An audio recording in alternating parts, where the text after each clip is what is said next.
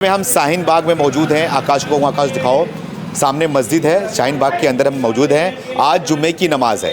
हमारे यहाँ पे मुसलमान समाज के लोग खड़े हैं जो कि जुम्मे की नमाज अदा करके यहाँ पे आए हैं। हमने इनको रोका थोड़ा।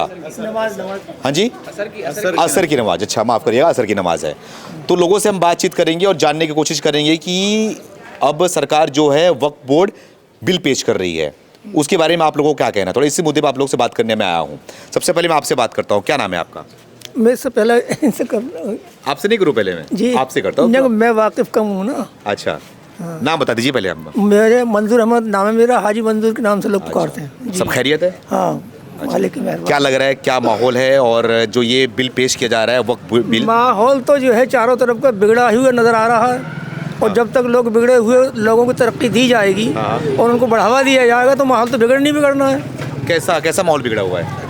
माहौल तो इसके बारे में तफसील के लिए तो बहुत ज़्यादा टाइम चाहिए।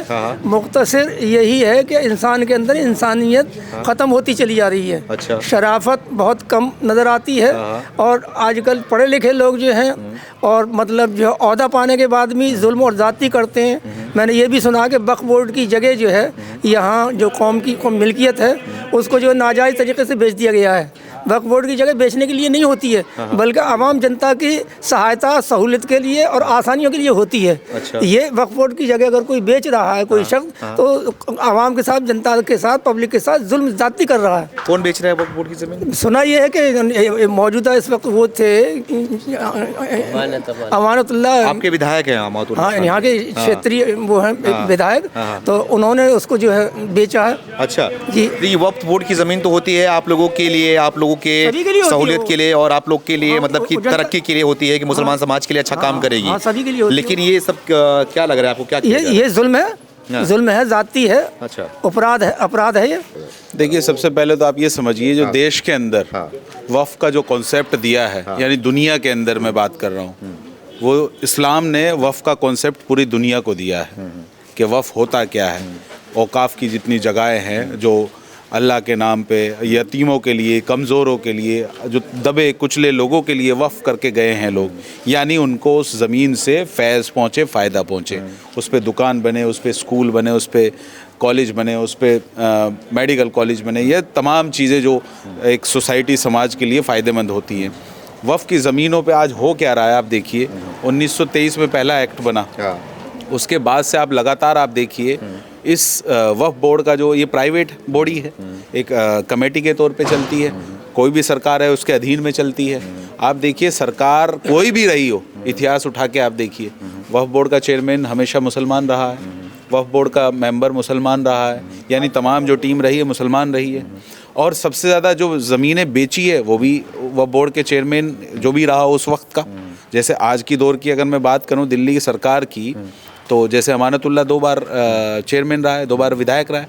तो मैं दिल्ली की आपसे बात करूं तो दिल्ली के अंदर 600 कब्रिस्तान थे ऑन रिकॉर्ड। 600 कब्रिस्तान? हाँ। अच्छा।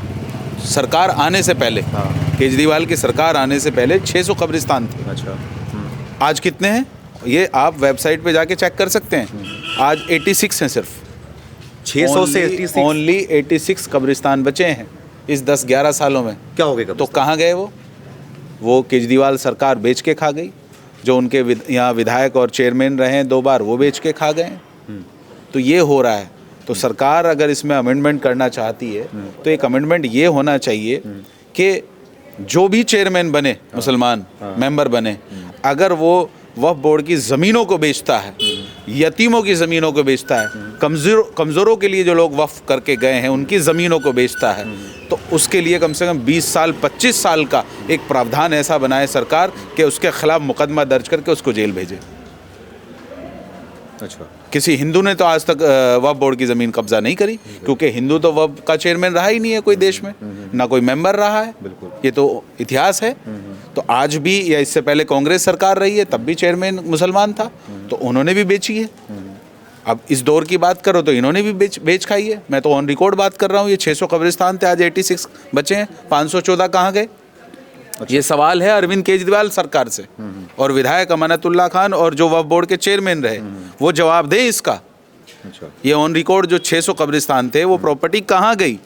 तो इसी तरह से तमाम प्रॉपर्टियां और हैं देश के अंदर, चाहे आप बॉम्बे की बात करो, चाहे आप दिल्ली की बात करो, किसी भी स्टेट की बात करो, तो वक्फ बोर्ड की जो ज़मीनें हैं जिस पे कब्ज़ा है, अवैध कब्ज़ा है, सरकार को वो खाली कराकर वहाँ एक कॉलेज बने, वहाँ इंस्टीट्यूट बने, वहाँ स्कूल बने, वहाँ हॉस्पिटल बने, तमाम चीज़ें कुछ भी जिससे वफ़ से समाज को, मुसलमान को जो दबा कुचला आखिरी, जिसकी हमारे देश के प्रधानमंत्री मोदी जी बात करते हैं, जो आखिरी लाइन का व्यक्ति है, जो दबा कुचला है, उसी के लिए तो है वफ़ की ज़मीन। और किसके लिए? जो सक्षम है उसके लिए नहीं है। तो वक्फ कर रही है ऐसा काम लोगों के लिए, दबे कुचलों के लिए, गरीबों के लिए? अगर वो कर रही होती तो शायद ये मसला ही ना होता, आज सरकार को इसमें अमेंडमेंट करने की कोई ज़रूरत ही ना पड़ती, मुझे ऐसा लगता है। कहीं ना कहीं ऊपर बैठे लोग हैं वो कहीं ना कहीं ईमानदारी, अगर वो लोग ईमानदारी से अपना काम कर रहे होते तो आज ये नौबत ही ना आती अमेंडमेंट करने की, जो बदलाव करने की बात हो रही है। तो बदलाव इसमें अगर सरकार करना चाह रही है तो एक बदलाव सबसे बड़ा ये हो कि कोई भी फ्यूचर में कोई सरकार आए जाए, कोई भी अगर वक्फ बोर्ड का चेयरमैन बनता है, मुसलमान या मेंबर बनता है, तो उसके खिलाफ कम से कम 20 से 25 साल की एक सज़ा का प्रावधान ऐसा हो कि अगर वक्फ बोर्ड की प्रॉपर्टी को बेच के खाता है अपने ज़ाती फ़ायदे के लिए तो उसको जेल भेजना चाहिए, उस पर मुकदमा चलना चाहिए। तो ये काम बहुत ज़रूरी है। और जो दुकानें हैं वक्फ बोर्ड की या तमाम जो प्रॉपर्टी हैं जिनका किराया पुराने टाइम से जो लोग कब्ज़ा उस पर करके बैठे हैं, एक तरह से कब्ज़ा ही है कि वो उनके बाप की और उनके दादा की इस तरह से बना के वो बैठे हुए हैं पुराने टाइम से, यानी 60 साल, 100 साल, 50 साल, 30 साल। तो उन ज़मीनों को, उन दुकानों को या तमाम जो चीज़ें बनी हुई हैं उसका भी सरकार को किराया बढ़ाना चाहिए, जो आज के दौर का किराया है।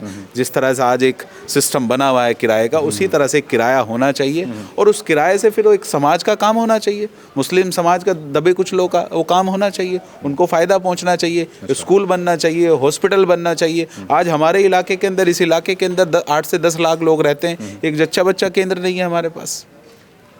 हमारे आप लोगों की वक्फ बोर्ड क्या कर रही है फिर आप लोग? हमारे घर की महिलाएं, परिवार की महिलाएं जाती हैं सफदरजंग हॉस्पिटल, सेंट्रल गवर्नमेंट का जो हॉस्पिटल है, जाती हैं एम्स हॉस्पिटल में, जाती हैं मछली वाले हॉस्पिटल में। तो ये काम तो वक्फ बोर्ड का ही था।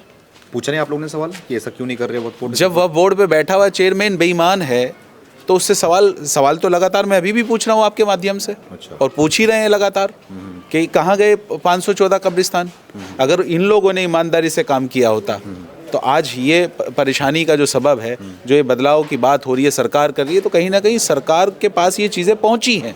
पहुंचाने वाले भी हमारे ही लोग हैं। बिल्कुल। कि ये बेईमानी हो रही है, कब्जा हो रहा है, किसने बताया सरकार को? उन्हीं लोगों ने बताया है ना। मैं एकदम ये ईमानदारी से बात आपके साथ रख रहा हूँ। हमारी लीडरशिप बेईमान है।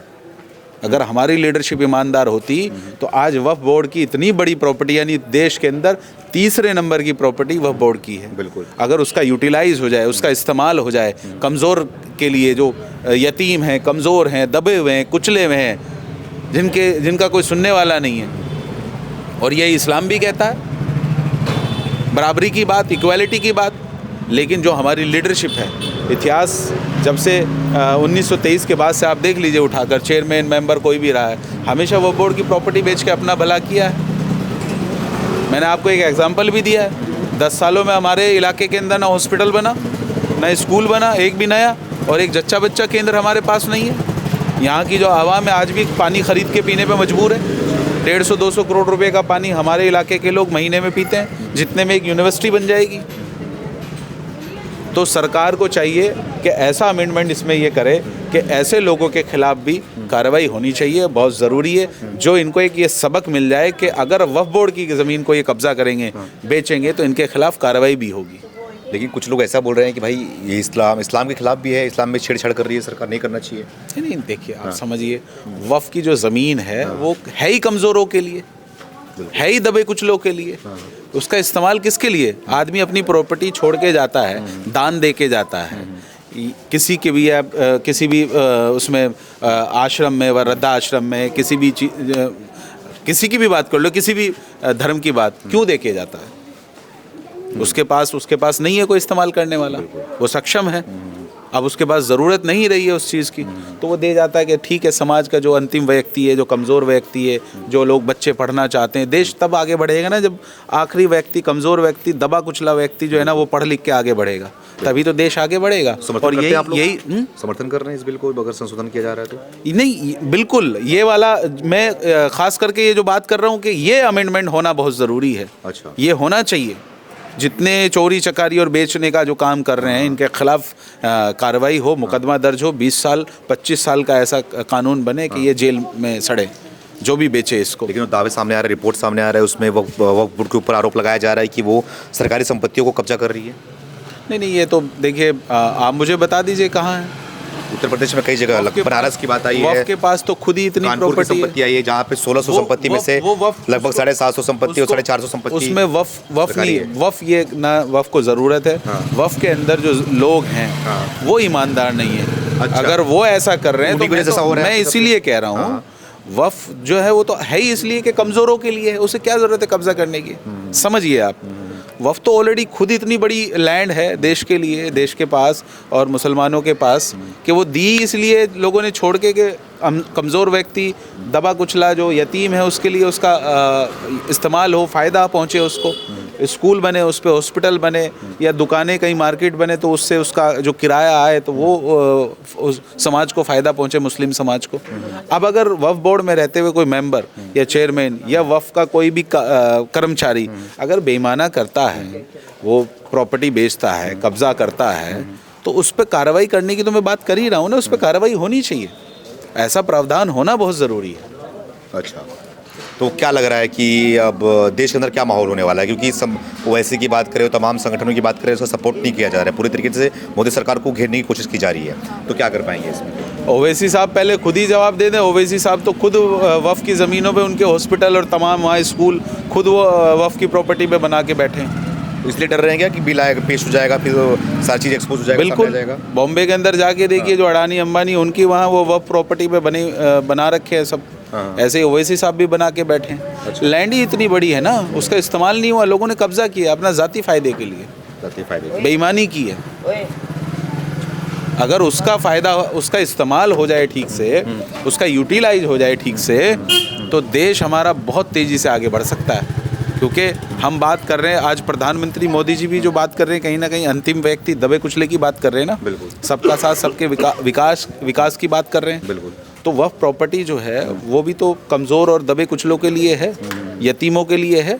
अब यतीमों की प्रॉपर्टी को अगर कोई कब्जा कर रहा है तो इससे बड़ा जुर्म नहीं हो सकता, इससे बड़ा दुख की बात नहीं हो सकती। ये जुल्म है, जुल्म है। उसका इस्तेमाल बल्कि फ़ायदे के लिए होना चाहिए, कब्जा करने के लिए नहीं होना चाहिए। और जो कब्जा करके बैठे हैं वो उनसे सरकार को खाली कराना चाहिए, और खाली कराकर उसके ऊपर अच्छे जो भी समाज के लिए फ़ायदे पहुंचने की चीज़ें हैं, वो स्कूल हो, हॉस्पिटल हो, इंस्टीट्यूट हो, कोचिंग सेंटर हो, लाइब्रेरी हो या कोई मार्केट हो, कुछ भी जो चीज़ें हैं जो आज हम बेसिक चीज़ों के लिए यहाँ परेशान हैं। अगर आज वफ़ की प्रॉपर्टी हमारे चारों तरफ देखिए आप, कितनी प्रॉपर्टी है। एक स्कूल नहीं बनाया इस 10 सालों की इस सरकार ने। ये जो केजरीवाल सरकार है, इसने एक स्कूल नहीं बनाया, एक हॉस्पिटल नहीं बनाया, हमारी ही लैंड पे बना देती। बनाया क्या? एक हमारे पास जच्चा बच्चा केंद्र नहीं है। आप समझिए, नियत को समझिए आप। बिल्कुल, इसलिए ये लोग विरोध कर रहे हैं। कहीं ना कहीं इनके घर, इनकी दुकान, जो चीज़ें वो भी खतरे में आ जाएगी।